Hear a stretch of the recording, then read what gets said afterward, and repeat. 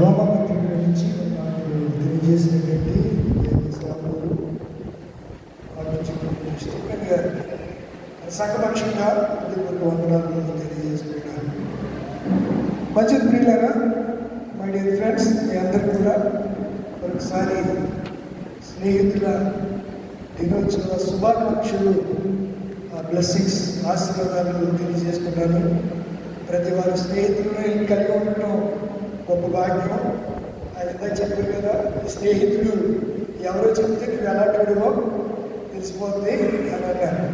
అలా మన స్నేహం ఎవరితో చేస్తున్నాం అనే విషయాలు మనం బాగుగా గమనించాలి. ఈ నెల వాగ్దాన సందేశంగా కొన్ని మాటలతో చెప్పడానికి నేను ఇష్టపడుతున్నాను. రోమిలకు రాసినటువంటి పత్రికలో ఎన్ని అధ్యాయాలు చెప్పండి? చెప్పాలి త్వరగా. మీరు ఎంత త్వరగా చెప్తే నేను ముగిస్తాను, లేకపోతే 1 గంట అవుతుంది. మీ ఇష్టం. మరి 16 అధ్యాయాలు. ఎన్ని వచనాలు ఉన్నాయి? రోమపత్రిక అప్పుడే 3 వారాల నుంచి చదువుతున్నాను. దీని వివరణ మీకు చెప్పాలని ఇష్టపడుతున్నాను. 433 వచనాలు ఉన్నాయి, 16 అధ్యాయాలు ఉన్నాయి. ఇది బైబిల్లో 45వ పుస్తకం. ఎన్నో పుస్తకం? 45. కొత్త నిబంధనలో 39, పాత నిబంధనలో 39, న్యూ టెస్టమెంట్లో ఎన్ని ఉన్నాయి? 27. వీళ్ళ మొత్తం 66 పుస్తకాల్లో ఇది 45వ పుస్తకం. క్రొత్త నిబంధన 27 పుస్తకాల్లో ఇది 6వ పుస్తకం. ఎన్నో పుస్తకం? 6వ పుస్తకం. సరే, మార్కు సువార్త అది ఎన్నో పుస్తకం చెప్పండి? 41.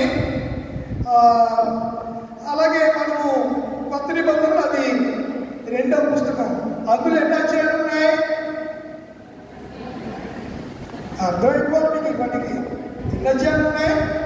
16 అధ్యాయాలు ఉన్నాయి. ఎన్ని వచనాలు ఉన్నాయి? 6. బైబిల్ చదివినప్పుడు ఎన్ని అధ్యాయాలు చదువుతున్నారో, ఏ అధ్యాయానికి ఎన్ని వచనాలు ఉన్నాయి కూడా అవసరం. నేను పిల్లలకి టీచింగ్ చెప్పేటప్పుడు ఇలాగే బోధిస్తూ ఉంటాం.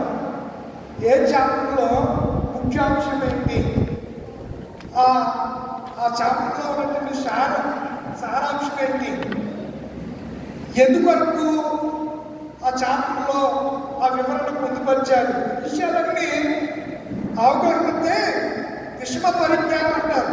కూలంకష అవగాహన మనకు కలిగి 678 వచనాలు ఉన్నాయి. ఇది పేతురు చెప్పగా, అపోస్తుడైనటువంటి పేతురు చెప్పగా జాన్ మార్కు రాశాడు. ఎవరు రాశారు? మార్కు సువార్త రాసిన ఆయన పేరే జాన్ మార్క్. ఆ మార్కు గారు రాసిన సువార్త ఎక్కడి నుంచి రాశాడంటే రోమాకి మొట్టమొదటి వ్యక్తులు ఎవరంటే మార్కు అండ్ పేతురు. ఈ యోహాను మార్కు రాసిన సువార్త రోమాల నుంచి పేతురు చెప్పగా జాన్ మార్కు గారు రాశారు. అందులో 16 అధ్యాయాలు 678 వచనాలు ఉన్నాయి. రోమా పత్రికలో కూడా ఎన్ని వచనాలు ఉన్నాయి? ఎన్ని అధ్యాయాలు ఉన్నాయి? 16 అధ్యాయాలు ఉన్నాయి. ఎన్ని వచనాలు ఉన్నాయని చెప్పాను? ఏమండి, ఎన్ని వచనాలు ఉన్నాయి? 433 వచనాలు కలిగినటువంటి పుస్తకం. ఇది క్రీస్తు శకము రోమా పత్రిక 57లో రాశారు. ఎక్కడి నుంచి రాశాడంటే కొరింథీ పట్టణంలో 18 నెలలు ఆయన 2వ పడవ ప్రయాణంలో కొరింథీ పట్టణంలో అక్కడ ఉండగా అకుల, ప్రిస్కిల్లా, ఫీబే అనే వారితో ఆయన కలిసి సువార్త ప్రకటిస్తున్నటువంటి దినాలలో కొరింథీ పట్టణం నుంచి రోమాలో ఉన్నటువంటి వారికి రాశాడు. ఎవరికి రాశాడు అంటే రోమాలో ఉన్నటువంటి క్రైస్తవులకు ఈ పత్రికను, రోమిలకు రాసిన పత్రికను రాశాడు. ఎవరితో పంపించాడంటే ఆ రోమిలకు రాసిన పత్రిక 16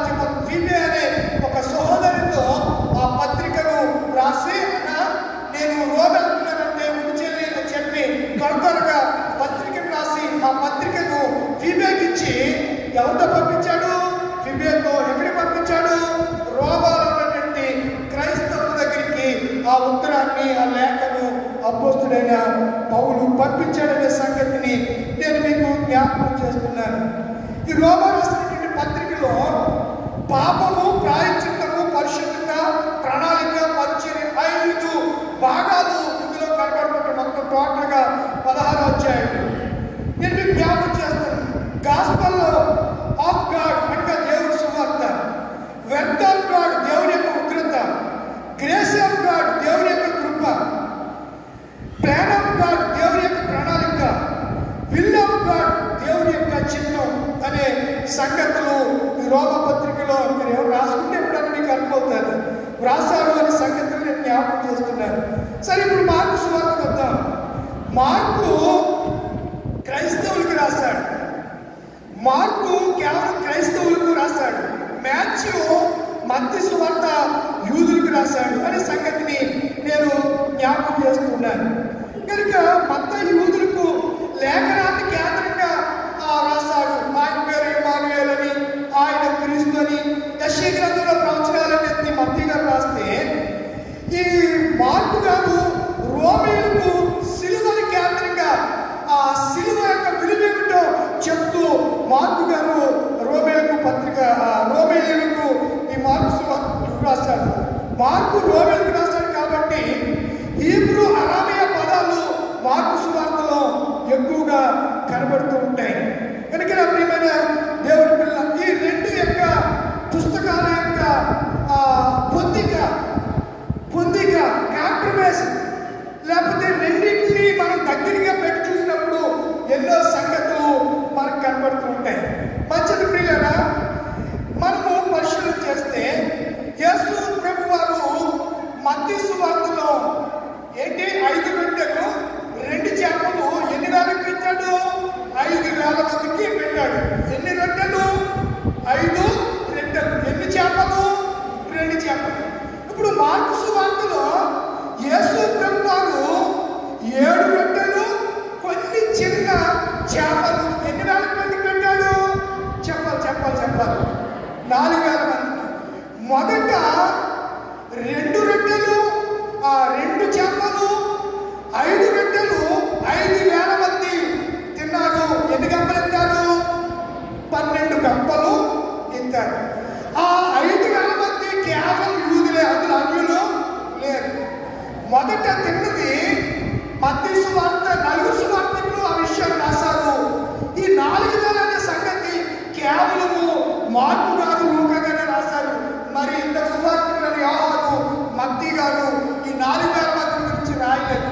చదివారు కూడా బైబిల్లో సువార్తకులు రాయలే. 2 సువార్తకులు రాశారు. 2 కూడా మంచి ఫిలాసఫర్సే. ఒక ఆయన వైద్యుడు, డాక్టర్ గారు. ఇతను కూడా బాగా భూస్వామి సంపన్నుడు. జాన్ మార్కు సామాన్య అనిల్ ముఖేష్ అంబానీ కంటే ధనవంతుడు. ఎవరు? John Mark. ఆ మేడగడ అంతే. మొన్న కూడా చెప్పాను మీకు. వాళ్ళ అమ్మ పేరు ఏం పేరు? మరియమ్మ. వాళ్ళు మొదట కూడుకున్న గది అదే యేసుప్రభు వారు సంస్కారం ఇచ్చిన గది కూడా ఆ జాన్ మార్కునే. అర్థమవుతుందా? బర్నబాకు సొంత మేనల్లుడు. బర్నబా సొంత మేనల్లుడు. అలాంటి ధనవంతుడు, ఆగర్భ శ్రీమంతుడు జాన్ మార్క్ అని నేను జ్ఞాపకం చేస్తున్నాను. ఇతడు పేతురు దగ్గర శిష్యత్వం చేశాడు. అందుకే పేతురు పత్రికలు అంటాడు, అతడు నా ఆత్మీయ కుమారుడు అని సంబోధించాడు. గత నెల వాగ్దానంలో నేను మీతో చెప్పాను. ఈ వాగ్దానం కూడా, ఈ నెల వాగ్దానంలో కూడా మీరు వాగ్దానం అయితే నెలంతా ప్రార్థన చేసుకున్న అద్భుత కార్యాలు దేవుడు మీ జీవితంలో చేస్తాడు. పోయిన నెల వాగ్దానం ఏంటి? ఆయన మిమ్మల్ని గురించి చింతించుచున్నాడు. మీ చింత యావత్తు ఆయన మీద వేయండి. పేతురు రాసిన మొదటి పత్రిక 5వ అధ్యాయము 6-7 వచనాలని జ్ఞాపకం చేసుకుని మూలాంశంగా చేసి మీకు జ్ఞాపకం చేసి మర్చిపోయారు. చెప్పిన నెలలో మొదటి వర్తమాన ఆ వాగ్దానాన్ని చివరి వరకు, నెల ముగింపు వరకు ప్రభువా నీ కనికరం. ఈ నెల మన వాగ్దాన సందేశం, మన వాగ్దానం ఏంటనగా కనికరము. నేను చెప్పండి, కనికరం. ప్రభువా నువ్వు నన్ను కనికరించు, నా కుటుంబాన్ని కనికరించు. నువ్వు కనికరించగల దేవుడు ఉంది కదా. నువ్వు ఎంతో మందిని కనికరించావు. నీ కనికరి ద్వారానే కదా గొప్ప భాగ్యాన్ని పొందుకున్నావని ఆ వాగ్దానం అంటే ఏం చేయాలి?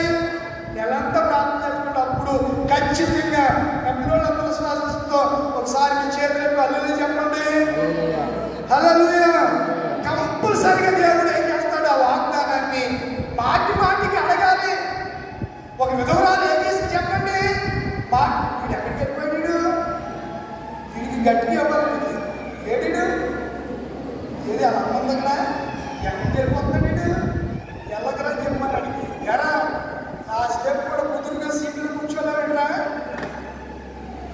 మనం అసలు వచ్చేదే లేట్గా వస్తాం. నువ్వేమంటావంటే నేను కాదండి అలా అందరూ అలాగే వస్తున్నాను కదా అంటే నేను కూడా అలాగే వస్తున్నాను అంటారు.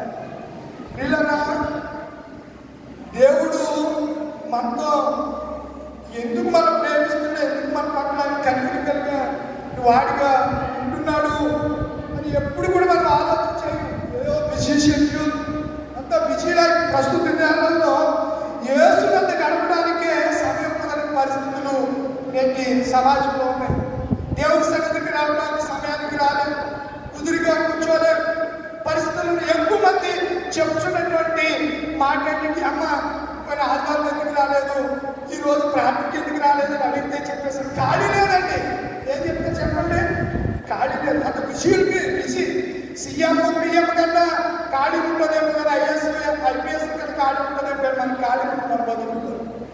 అంత బిజీ మనం చెప్పే మాటలు సమాధానాలు ఖాళీ లేదు. కానీ పూర్వ దినాల్లో పోల్చుకుంటే అభివృద్ధి చెందిన ఎన్నో గృహాలలో ఈ దినాల్లో చాలా మంది దేవుడి సన్నిధి దగ్గర గడిపే అనుభవాలు ఉన్నాయి, దేవుడితో స్నేహం చేసే అనుభవాలు ఉన్నాయి. చిన్న పనులు పాడుకుందాం. నీతో గడిపే ప్రతి క్షణము ఆనంద బాష్పాలు ఆగవయ్యా. అందరూ పాడండి. నీతో గడిపే ప్రతి క్షణము ఆనంద బాష్పాలు ఆగవయ్యా.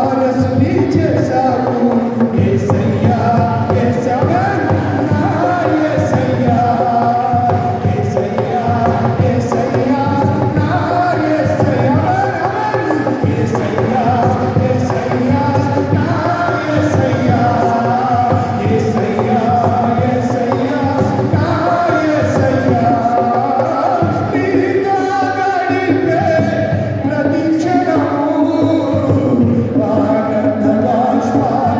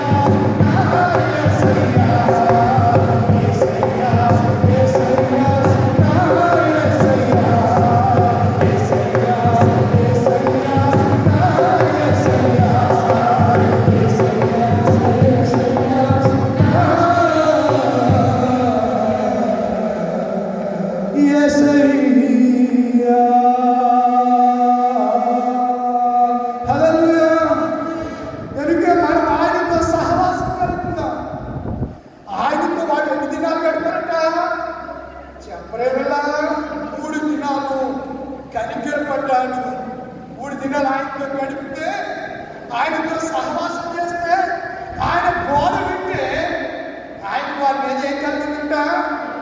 కనికరం కలిగింది. దీన్ని ఇంగ్లీష్లో కంపాషన్ అంటారు, ఇంగ్లీష్లో మెర్సీ అని అంటారు.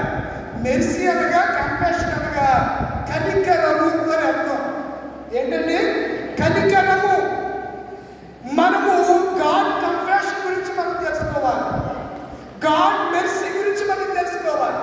అనగా దేవుని యొక్క కనికరాన్ని గురించి, దేవుని యొక్క కృపలను మనం ఎప్పుడు తలస్తూ ఉండాలి.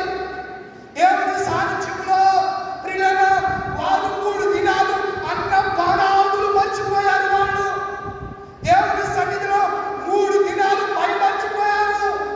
మాటల చేత వారు తృప్తి పొందారు. మొన్న ఆదివారం చెప్పండి, మరలా పిల్లతో ఆడుతున్నారు.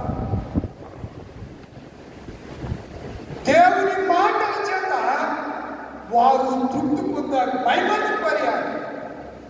ఆహారం తెచ్చుకున్నారు కానీ వారు తినలేదు.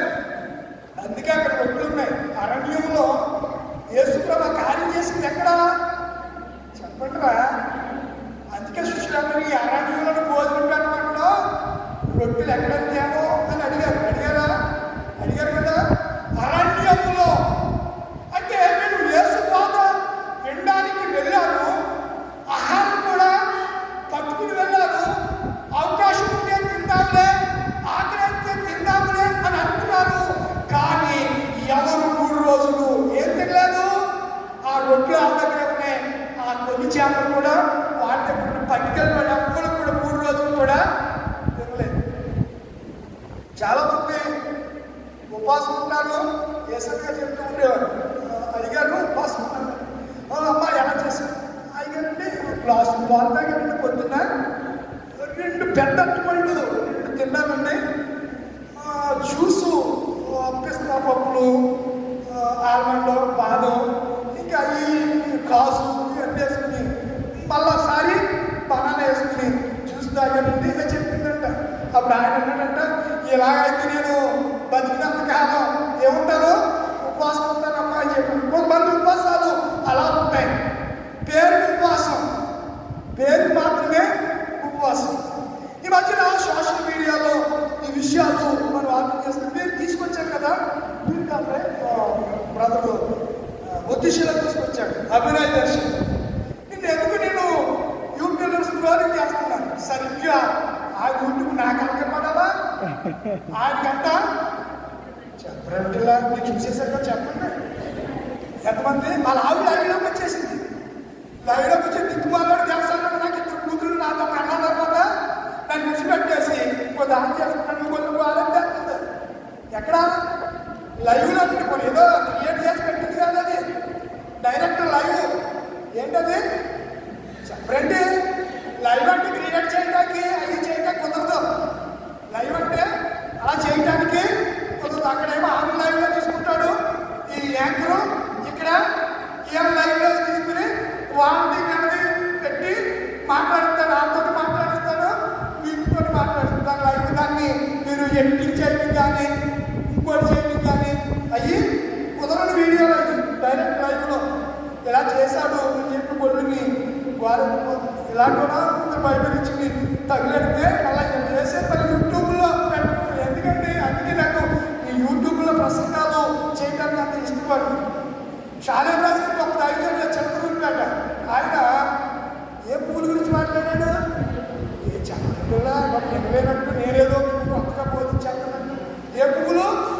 మల్లె పువ్వులు. దాని గురించి మామూలు నచ్చాలేదు. హిందూ సంఘాలన్నీ అంటే మల్లె పువ్వులు పెట్టుకుని అందరూ మేము వచ్చానువా. ఆ చిలకలు పేట అంటే చిలకలు, ఇవాళ చిలకలు ఉండేయంట. ఏముంటాయి? చిలకలు పెద్దాపురంలో ఉండే కొన్ని చిలకలు, వేలుపూరులో ఉండే కొన్ని చిలకలు. ఆ చిలకల కోసం ఎక్కడి నుంచి జనాలు ఆయన దృష్టిలో పెట్టుకుని ఇప్పుడు తండ్రి సన్నిధిలోకి వచ్చే వాళ్ళందరూ కూడా పరిశుద్ధపరచబడి అని ఆయన మాట్లాడితే ఈ మాటలు లోకంలో ఉన్నటువంటి అనేజానికి ఏమైనాదు నచ్చరా. ఆయన దాడి చేయడం మొదలుపెట్టారు. అసలు మామూలుగా కాదు. నేను అందుకే అంటాను, నా మాట వినండి. యూట్యూబ్లోను ఫేస్బుక్ ఏ పడితే చెత్త చెదారం పెట్టలేదు. ఇలా యూట్యూబ్లో ప్రసంగాలు చేసేవాళ్ళు క్యారెక్టర్ అసెషన్ జరగకుండా చూసుకోవాలి చాలా జాగ్రత్తగా. ఎందుకంటే లోకమంతా మనం చూస్తుంది, భారతదేశంలో 140 కోట్ల మంది ప్రజలు చూస్తున్నారు. మన జాతకంలో ఇద్దరు కేరళ మెన్స్, ఎవరు చెప్పండి? కేరళ మెన్స్, వాళ్ళని ఏమంటారు? సిస్టర్స్ అంటారు. వాళ్ళు ఇద్దరు స్త్రీలని ఒక పురుషుడిని జాతకంలో ఒక మిషనరీ సంస్థలో ఉద్యోగించడానికి తీసుకుని వెళ్తుంటే వాళ్ళు రైల్వేలో ప్రయాణం చేస్తున్నారు. లోపు ఎవరైనా టికెట్ చేయడానికి టీసీ అంటారు. వాడు వచ్చి టికెట్ అడిగితే వాళ్ళు అన్నారు, టికెట్లు మా దగ్గర లేవండి, అవి వాళ్ళ దగ్గర ఉన్నాయని అన్నారు. వాళ్ళు చేస్తే వాడు ఇలా పలానా అంటే వెంటనే వాడే హిందుత్వాదం. వాడు మొత్తం పోలీసులకి ఆర్పిఎఫ్ అంటారు, రైల్వే ప్రొటెక్షన్. ఆర్పిఎఫ్ అంటే రైల్వే ప్రొటెక్షన్ ఫోర్స్ అంటారు. వాళ్ళకి కనుక ఫోన్ చేస్తే వాళ్ళందరూ వచ్చి వాళ్ళని సెర్చ్ చేశారు. సెర్చ్ చేస్తే మొత్తం తీసుకెళ్ళి ఇద్దరు కూడా నడిచిన ఇద్దరు ఏం చేశారు? అరెస్ట్ చేస్తే నిన్న పార్లమెంట్లో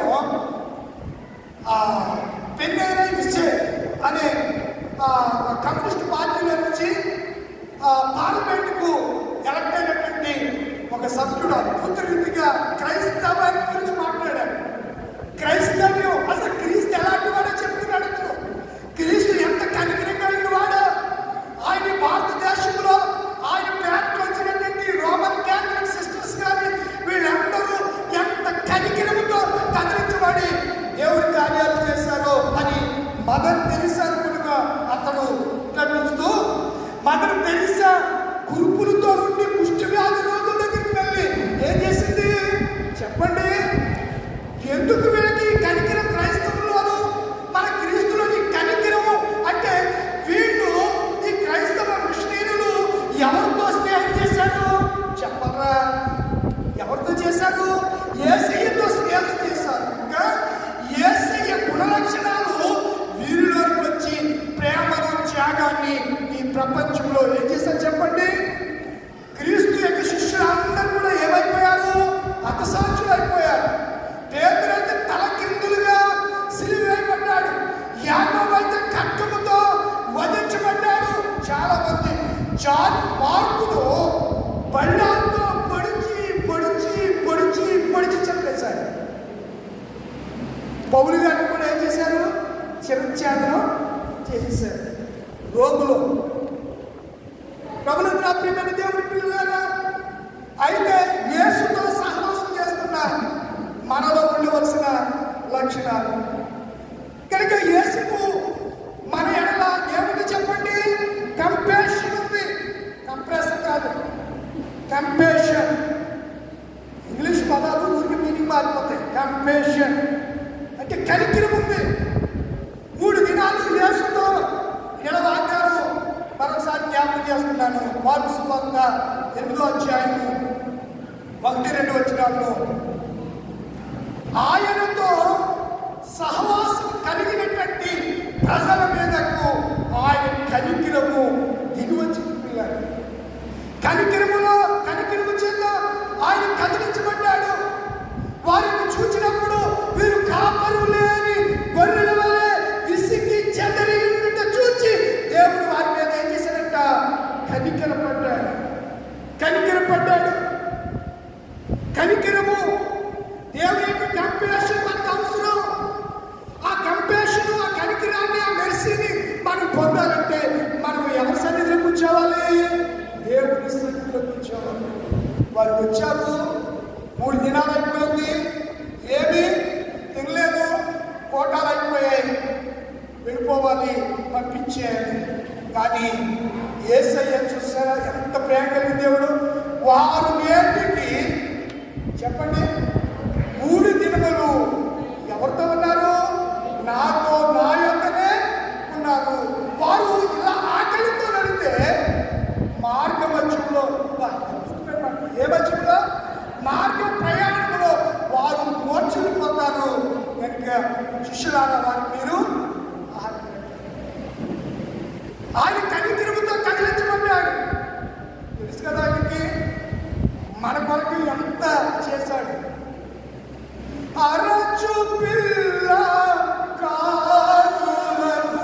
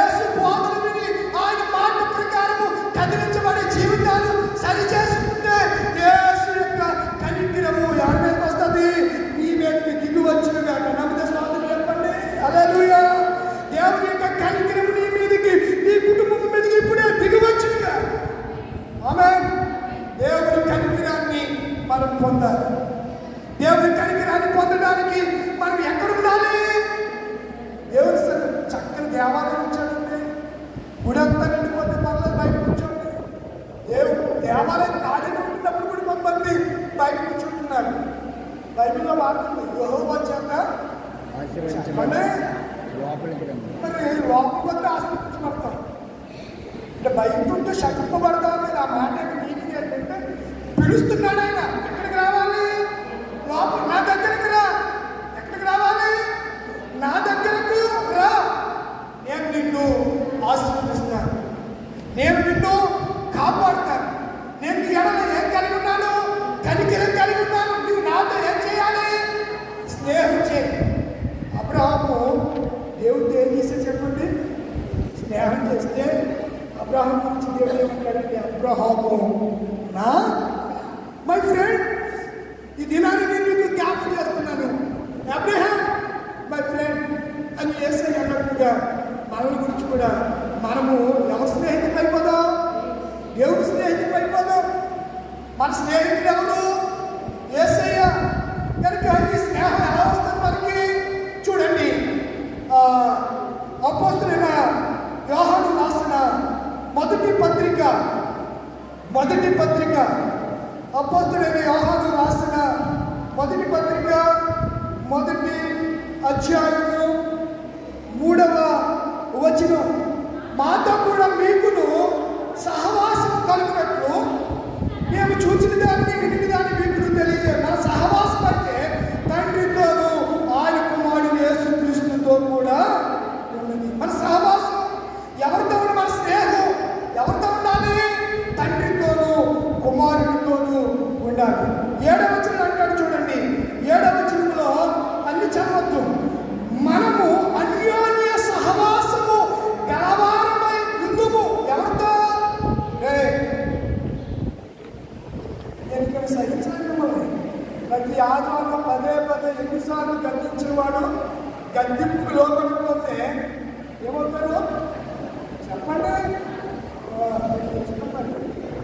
2 నిమిషాలు దేవుడి సన్నిధి. నాకంటే మీరు బిజీ ఏం కాదు. నాకు ఇప్పుడు అడ్మిషన్ అనిపిస్తుంది. రేపు ఫ్రెషర్స్ డే, ఎన్నో తలనొప్పులు ఉంటాయి. అయినా ప్రభు సన్నిధిలో ఉన్నప్పుడు సమస్తాన్ని మైమర్చిపోతూ ఉంటాయి. వాక్య ధ్యానం చేస్తున్నప్పుడు ప్రభు పాదసారి పెడుతున్నప్పుడు ప్రభువా ఏం చేయాలి, ఏం చెప్పాలి అని పాదాలు పట్టుకుని బ్రతుకులాడుతూ దేవుడి సన్నిధిలో కనిపెట్టి ప్రార్థన చేస్తేనే మీ మధ్యకి వచ్చి ఈ 2 సంవత్సరాలు పూర్తయిపోతుంది. మీ మధ్యకి వచ్చి ఇలా వాక్యాన్ని స్టార్టింగ్లోనే మీ మధ్య నుంచి ఉపక్రమిద్దామనే ఆలోచనతో నేను వచ్చాను. మీ పద్ధతి, మీ ఆహారం, మీ లోబడతాను ఇవన్నీ చూసినప్పుడు చాలా బాధేసింది. భీమవరానికి ఇంత పట్టణానికి దగ్గరగా ఉండే ప్రజలు వాక్య సత్యంలోనికి, సర్వసత్యంలోనికి, చీలబడ్డలోకి, నడుములోకి, పీకలోకి, అనుభవంలోనికి వీళ్ళు వెళ్ళలేకపోతున్నారే అని చాలా బాధేసింది. కొంచెం ఇప్పుడు నడుస్తున్నారు అని అనుకుంటున్నప్పుడు అప్పాలు ఏం చేస్తున్నాడు? ఆటంకాలు కలుగు చేస్తున్నాడు. అధిగమించాలి. వీటిని మనం అధిగమించాలి. వీటిని మనము అధిగమించి ముందుకు కొనసాగిపోవాలి. యోర్దాను ఎదురైంది, ఎర్ర సముద్రం ఎదురైంది. ఏమంటే మనం ఆగిపోయారు వాళ్ళు? చెప్పండి రా, ఆగిపోయారా? లేదే యెహోవాకు ప్రార్థన చేయగా దేవుడు ఎర్ర సముద్రంలో ఆరిన నేలను కలుగజేసిన వాడు. యోర్దాను నీళ్లు ఎగువ నుంచి దిగువకు పారుతున్నటువంటి నీరు ఏమైపోయి ఆగిపోయాయి. దేవుడికి అసాధ్యమైంది ఏది? గొప్ప కార్యాలు ఆయన చేస్తాడు. నమ్మండి, విశ్వసించండి. ఎంతో కాలం అవిశ్వాసులుగా, అపనమ్మస్తులుగా మనము ఉంటాం. పిల్లరా, విశ్వాసం కలిగి మనం ఉంటాం. మన విశ్వాసాన్ని కట్టెవరు? ప్రభు అయిన యేసయ్య జ్ఞాపకం చేస్తున్నారు. హోషేయ గ్రంథంలో కూడా మాట్లాడుతూ చదవండి. హోషేయ గ్రంథము 13వ అధ్యాయం అనుకుంటా. హోషేయ గ్రంథం తీసుకున్నారా? హోషేయ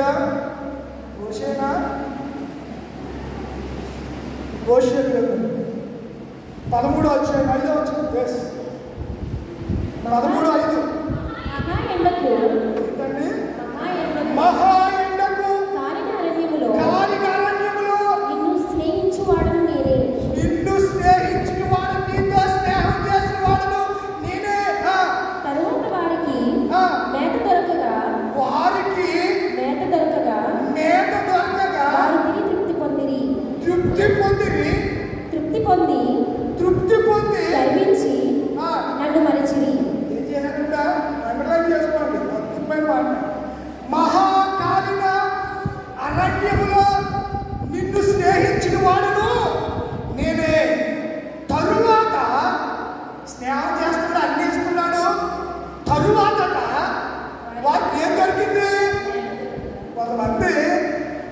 సేవకుడు చెప్పి మేత నచ్చగలిగే తరువాత మేత దొరకగా ఏం దొరకగా చెప్పండిరా, మేత దొరుకుతుందని ఎక్కడికెక్కడ పరిగెట్టండి. దొరికే మేత ఎలాంటిదో పరిశీలన చేసి తినండి.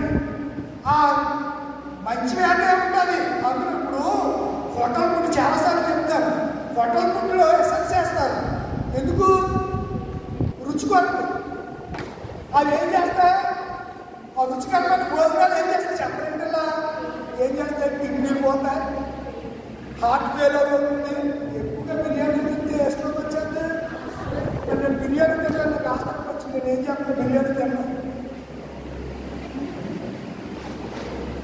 ఇది దేవుని అలాగనే తింటం మారేమని నేను అంటున్నా. నువ్వు తిండిపోతున్నా బతుక్కు, తిండిపోతులతో సహవాసము చెట్లు చాలా మాటలు ఉన్నాయి. ఇక్కడ మహాకాళిక అరణ్యం. ఏ అరణ్యం అండి? సీనాయి అరణ్యం. ఇప్పుడు యేసయ్య అరణ్యములో 4,000 మందికి ఏం పెట్టాడు? ముగింపులోకి వచ్చాడు కదా, ఆహారం పెట్టాడు. ఎన్ని రెట్లు? ఎన్ని చేపలు? కొన్ని చేపలు. ఎన్ని గంపలు ఎత్తాడు? అప్పుడు ఎన్ని గంపలు ఎత్తాడు? 12 గంపలు ఎత్తాడు. మొదట తిన్నవాళ్ళు ఎవరు? యూదులు 5,000 మంది. ఇప్పుడు తిన్నవాళ్ళు ఎవరు? 4,000 మంది. ఎవరు? అన్యులు. ఈ పట్టణ అన్య పట్టణం మీరు చూస్తే మార్పు రాసిన సువార్త 6వ అధ్యాయం 34, 38, 39 వచ్చిన ఇంటికెళ్ళిన తర్వాత మీరు చదవండి, బాగా మీకు అర్థమవుతారు.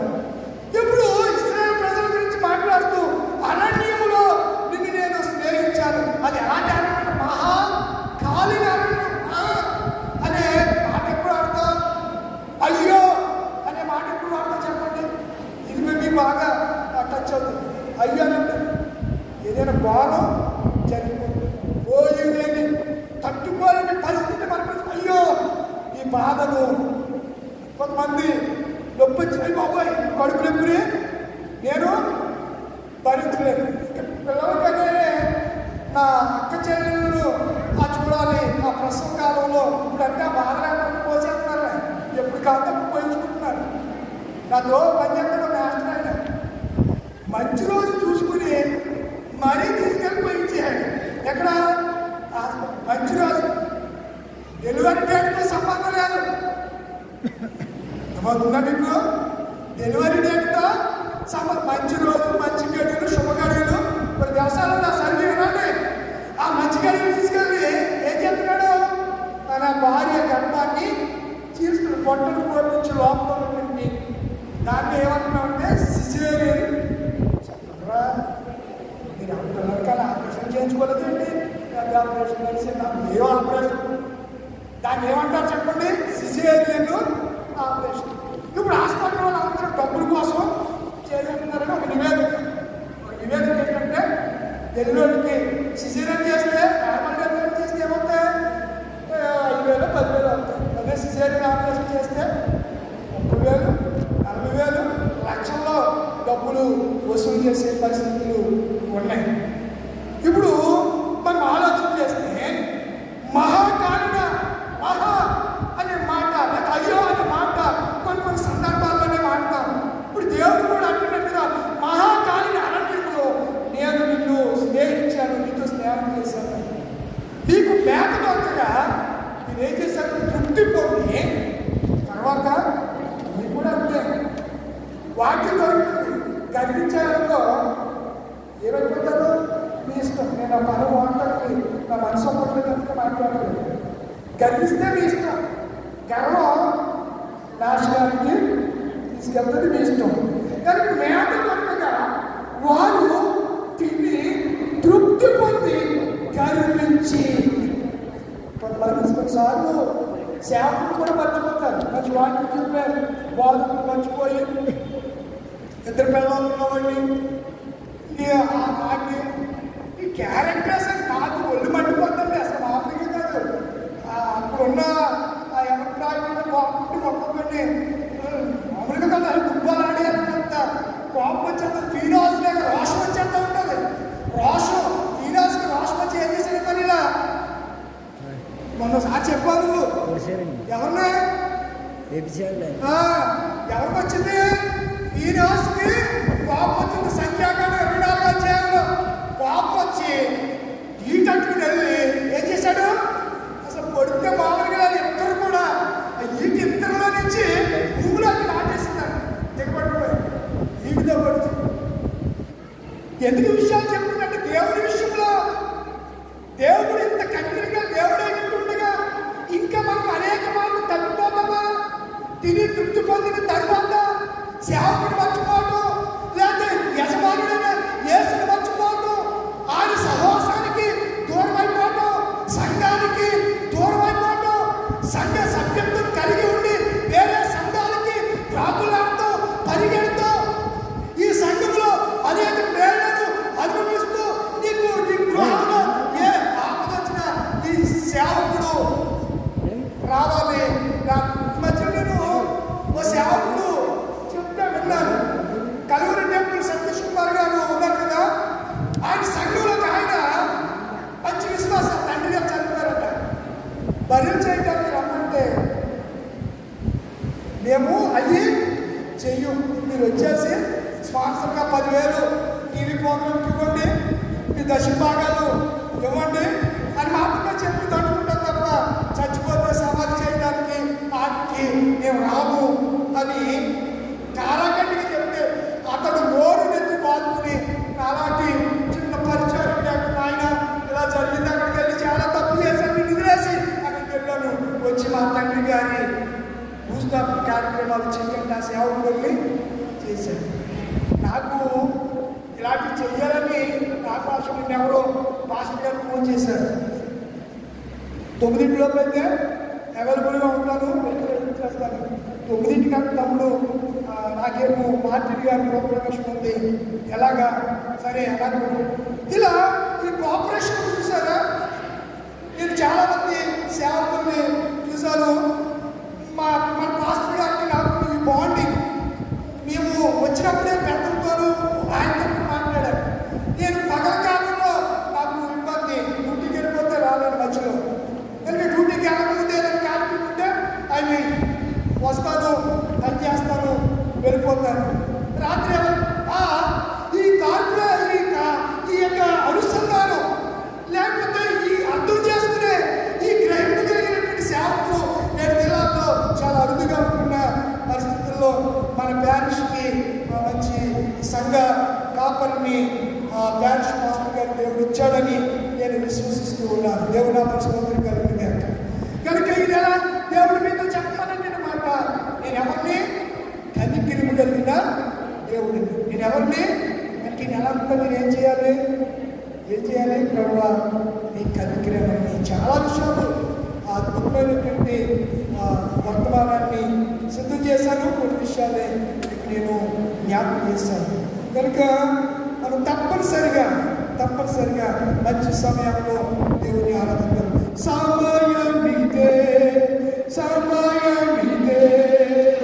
సంగమ సమయమిదే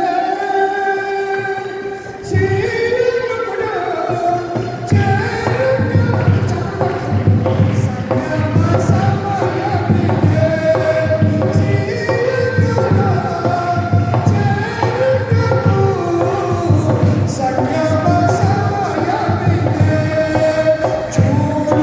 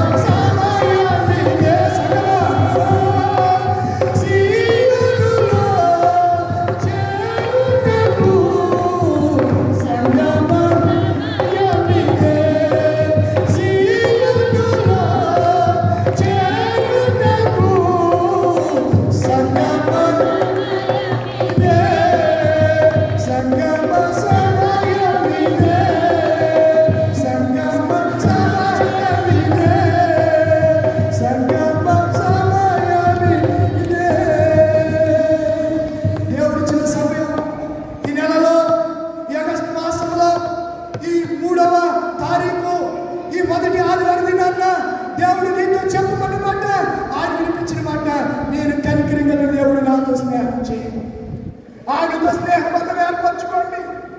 ఆయనతో కనికరం, ఆయనలో కనికరం ఉంది. ఆయన కనికరాన్ని పొందాలంటే ఆయన గడప ఎంత కాచుకుని ఉండండి. ఆయన సన్నిధిలో కనబడండి. ఆయన సన్నిధిలో కనబడడానికి నేర్పడండి.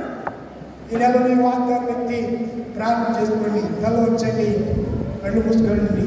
ఒక్కసారి ప్రభువా దేవా, అందరూ కళ్ళు మూసుకోండి. ఎవరు కళ్ళు తెరవద్దు, అందరూ కళ్ళు మూసుకోండి. అందరూ కళ్ళు మూసుకోండి. దేవుడు నీతో మాట్లాడుతున్న సమయం అద్భుత రీతిగా తన కనికరాన్ని తెలియజేశాడు. ఆయనతో సహవాసం గలవారమైన ఆయన కనికరం మన మీద ఉండును కలిగి ఉండాలని సెలవిస్తుంది. ఎన్ని నాళ్ళు, ఎన్ని దినాల నుంచి ప్రభు కనికరానికి దూరంగా ఉంటాం. నా ప్రియమైన తల్లి, నా ప్రియ చెల్లి, ఒక్కసారి ప్రభు యొక్క కనికరాన్ని పొందినారు. ఈ రాష్ట్ర మాసంలో మనకంటే గొప్పవారు గనులు ఎంతో మంది ఈ మాసంలో ప్రవేశించినట్లని కాలంలో చేశారు. వారి దినాన్న లేరు, వారు లేరు. మనకైతే దేవుడు అద్భుతమైన గురించి నూతన మాసంలో ప్రవేశపెట్టాడు. ప్రాణమా, ఎందుకు తొందరపడుతున్నావు? ప్రాణమా,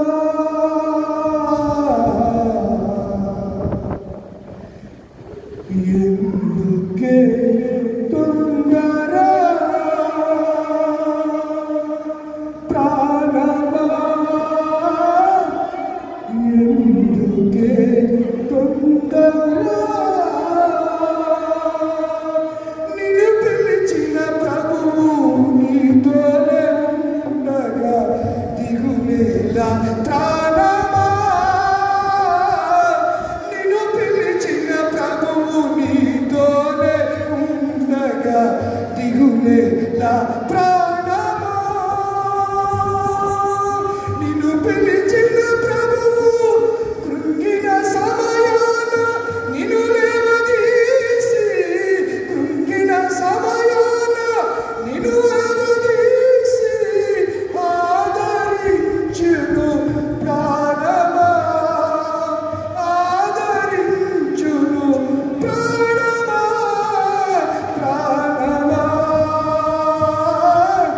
ఎందుకే తొందర? దిగులు పడకు, వేదన చెందకు, ప్రభువు తోడుండగా. దిగులు పడకు, వేదన పడకు, ప్రభువు తోడుండగా. ప్రాణమా, ఎందుకే తొందర? ప్రాణమా, దిగులు పడుతున్నావా? కనికరించిన దేవుడు ఈ నెలలో నీతో అంటున్నాడు, నీతో నేను ఉంటానని, నిన్ను కనికరిస్తానని, కనికర పడుతున్నాను, నీ మీద జారి పడుతున్నాను, కంప్రెషన్ వేసి కలిగి ఉన్నాను. నేను వాగ్దానం ఇచ్చి దేవుడు నీతో మాట్లాడుతున్నాను. లోబడతావా అని పాసాన్ని జాతికి వస్తావా? ప్రభువా, నన్ను తృప్తిపరిచేయాలి. 7 రొట్టెలు, కొన్ని చేపలు 4,000 మందిని పంచితే 7 తెప్పలు దిగిపోయాయి. 7 మాసాలు 8వ మాసంలో ప్రవేశపెట్టాడు. 8వ మాసంలో నీ కనికరం గురించి ప్రార్థించాలి. పరిశుద్ధుడా, పరమ తండ్రి, జీవాలు మీరు చెప్పమన్న మాటలు, మీరు చేయకున్న సందేశం నీ పిల్లలతో ఇంతవరకు పంచుకోవడానికి దయచేశారు. నా ముందు నిలబడి ఈ మాటలు చెప్పిన దైవజనులు స్టీఫెన్ గారు బట్టి వందనాలు.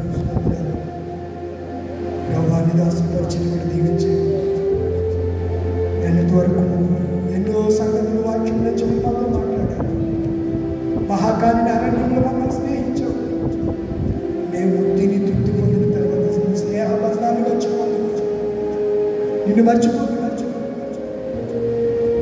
మేమెవరు కూడా నిన్ను మర్చిపోయేవారు. యేసయ్యా యేసయ్యా యేసయ్యా ఒకసారి మమ్మల్ని కనికరించయ్యా. వారు మార్గ మధ్యలో మూర్ఛిల్లిపోతారో మరి కనికరపడి తృప్తిగా ఆహారం తినగా 7 గంపలు ఆహారం మిగిలిపోయింది. సమృద్ధినిచ్చే దేవుడా, పోషకుడా, ఈ నెలలో నీ బిడ్డలు ఆ రీతిగా కనికరింపబడి పోషించండి. ఏది తక్కువ నిత్యావసరాలు అత్యవసరాలు తీర్చండి. శాంతి సమాధానం దయచేయండి. అనారోగ్యాన్ని తీసివేయండి, ఆరోగ్యం అనుగ్రహించండి. కరువు అనేది లేకుండా చేయండి. రోగాలు రుగ్మతంతో బాధపడుతున్న బిడ్డలందరికీ స్వస్థత దయచేయండి. ఆత్మీయ బలాన్ని చేకూర్చండి. సంఘాన్ని దీవించండి. వాగ్దాన సందేశం బిడ్డలు ఉదయాల్లో ఫలింపచేయండి. యేసునామములో అడుగుచున్నాను పరమ తండ్రి, ఆమేన్. సమస్త జ్ఞానం ఇచ్చిన దేవుని సమాధానం యేసుక్రీస్తు వారి హృదయములకు తలంపులు కావలియును గాక. ఆమేన్.